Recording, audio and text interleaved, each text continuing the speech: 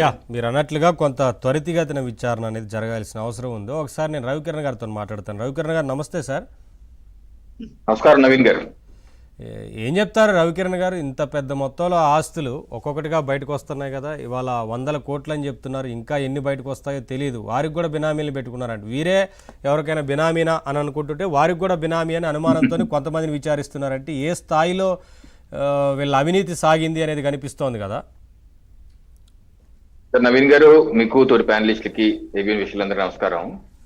ఇప్పుడు జగన్మోహన్ రెడ్డి గారి నేపథ్యమే అక్రమాస్తులు, అవినీతి సొమ్ము మీద ఒక సామ్రాజ్యాన్ని నెలకొల్పారు. 2004 ముందు ఆయనకు ఉన్నటువంటి ఆదాయం ఏంటి, ఇన్కమ్ ట్యాక్స్ రిటర్న్స్ ఏంటి, 2009-10 వచ్చేసరికి ఎన్ని 100 కోట్లు అయిపోయింది. 5-6 ఏళ్లలో ఏ వ్యక్తి కన్నా 100 కోట్లు పోగేయటం, అఫీషియల్ మనీ 500 కోట్ల వరకు నాకు ఉన్నాయని చెప్పి రిటర్న్స్ దాఖలు చేయటం 5-6 ఏళ్ల సమయంలో ఈ సాధ్యమా? సుధాకర్ రెడ్డి గారేమో పాపం 5-6 ఏళ్ళుగా నేను అధికార ప్రతినిధిగా ఉన్నాను, నేను అప్పులు పాలయ్యానంటే అధికార ప్రతినిధి కాదు సార్, పిఏ అవ్వాలేమో. పిఏ అయితేనే కానీ నేను కూడా అధికార ప్రతినిధి. ఇప్పుడు ఆయన అధికారంలో ఉన్నా కూడా అప్పులు అయ్యాయని చెప్తున్నారు కదా. ఆవు చేలో మేస్తే దూడ గట్టు మేస్తుందా అంటారు. ఈరోజు జగన్మోహన్ రెడ్డి గారే అధికారంలో లేకుండానే, ఎమ్మెల్యే ఎంపీ కాకుండానే అన్ని 100 కోట్లు పోగేస్తే దొంగ చేతికి తాళాలు ఇచ్చేసినట్టుగా అటువంటి వ్యక్తికే ముఖ్యమంత్రి అయిపోతే మరి మొత్తం విచ్చలవిడే కదా సార్. ఇంకా రాష్ట్రంలో ఉన్నటువంటి అసాంఘిక శక్తులందరికీ ఓ పండగ కదా, పండగ వాతావరణం. ఆ పండగ వాతావరణం 5 ఏళ్లలో దోచేశారు. ఇప్పుడు జగన్మోహన్ రెడ్డి గారి స్థాయిలో కాకినాడ కేవీ రావు గారి కాకినాడ సీపోర్ట్ ని దుబ్బేయగలిగింది. ఆఫ్టర్ ఆల్ ఈయన రావర్పాడులో హుండా షోరూమ్ దుబ్బేస్తే ఏంటి మీ బాధ నాకు అర్థం కాదు. వాళ్ళ నేత అంత దుబ్బేస్తే వెళ్ళింది. ఈ పాపం చిన్నదే కదా, ఈయన ఏమన్నా ఎయిర్పోర్ట్ నో లేకపోతే ఇంకో పోర్ట్ కాదు. కానీ ఆయనకంటే ఎక్కువ ఇల్లు ఉన్నాయంట, ఇల్లు ఎక్కువ ఉన్నాయంట.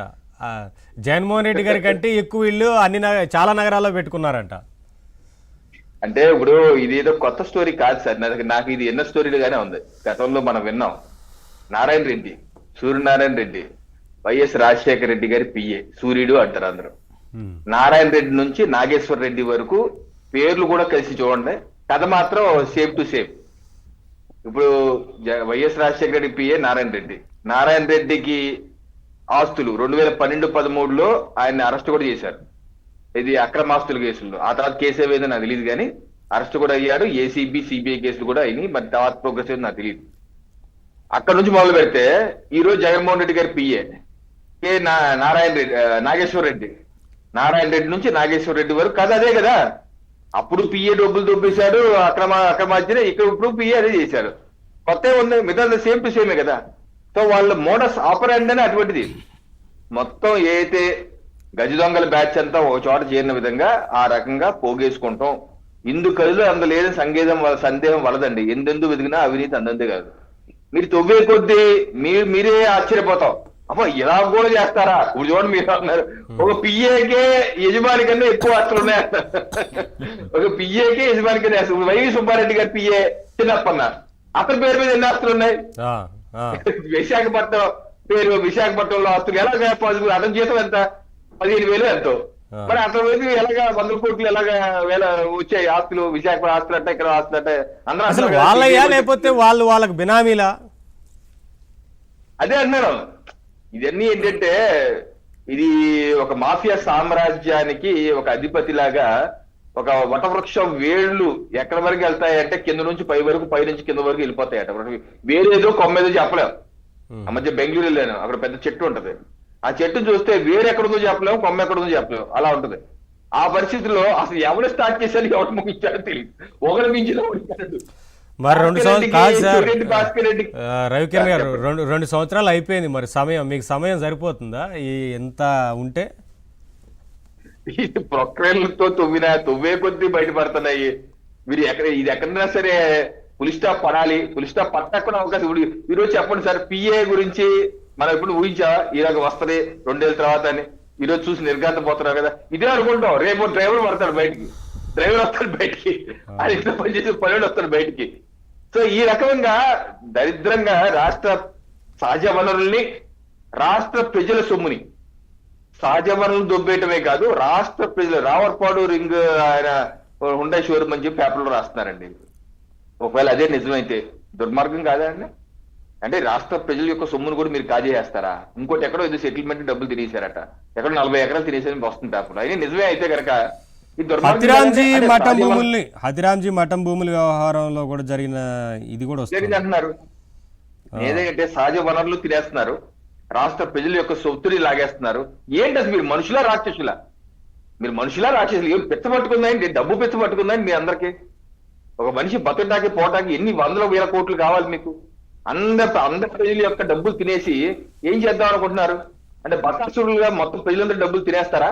ఇదేనా మీ పార్టీ పెట్టుకుంది? అందుకేనా ఈ పార్టీ పెట్టి పార్టీలో ఉన్న మనుషులందరినీ ఆ రకంగా బకాసురులు తయారు చేయడానికేనా? రాష్ట్ర ప్రజలు చూస్తున్నారు అది. ఏమాత్రం ఇంత జరుగుతున్నా సరే ఏమాత్రం సిగ్గుశరం లేకుండా బయటకు వచ్చి శ్రీరంగ నీతులు చెప్తారు. మీద మా పూర్వీకులందరూ యేసు ప్రభు వారసులు, అది చాలా సత్యహరిశ్చంద్రులు, నిజాయితీ పరులు, రాళ్లు కొట్టి మూటలు మోసి డబ్బులు సంపాదించిన రేంజ్ లో చెప్తారు కబుర్లు. చూడండి ఏం కబుర్లు చెప్తారు. తప్పనిసరిగా వీళ్ళ పాపం పండుతుందండి, అన్ని బయటకు వస్తాయి తప్పనిసరి. ప్రభుత్వం ఇప్పుడు సిబిఐ కూడా, ఈడీ కూడా నిన్న కూడా విచారణ, ఇవాళ కూడా జరుగుతుంది. ఈడీ విచారణ జరుగుతుందో పక్కన, అలాగే ఎస్ఐటి విచారణ జరుగుతుంది. ఈడీ కూడా గతంలో కూడా లిక్కర్ కేసులో కూడా వారు 1000 కోట్ల పైచీలకు ట్రైల్ కూడా మేము కనుక్కున్నాం అని చెప్పేసి ఆ రోజు ప్రెస్ నోట్ కూడా రిలీజ్ చేశారు. ఇది ఎప్పుడది 2006/3/2026 ఈడీ రిలీజ్ చేసిన ప్రెస్ నోట్ ఇది. ఇది లిక్కర్ కుంభకోణం విషయంలో జరిగింది వాస్తవమే. దీనికి లాస్ట్ చెప్పారు, ED investigation so far revealed money trail of 1048.45 crores in the form of kickbacks which several distilleries were compelled to pay in form of cash, gold, etc. Gold రూపంలో, cash రూపంలో distilleries డబ్బులు వసూలు చేశారు. ఆ trial మేము కనుక్కోవాలని చెప్పి ED కూడా చెప్పింది. నిన్న కూడా విచారించారు. బహుశా ఇవాళ నిన్న విజయసాయి రెడ్డి గారిని కూడా విచారించారు, మిగతా వాళ్ళు కూడా విచారిస్తున్నారు. తప్పనిసరిగా ఇవన్నీ బయటకు వస్తాయండి. డిలే అవ్వచ్చు, శిక్ష మాత్రం తప్పదండి. ఎందుకంటే ఉన్నట్టు వ్యవస్థల లోపాలు, ఒక లోపాలని వీళ్ళకి అనుకూలంగా చట్టంలో ఉన్నటువంటి లేకపోతే న్యాయ వ్యవస్థలో లోపాలను వీళ్ళు అనుకూలంగా మార్చుకొని డిశ్చార్జ్ పిటిషన్ వేసి ఒక పద్ధతి అయితే ఏది కనుక్కున్నారు, కొత్త పద్ధతి.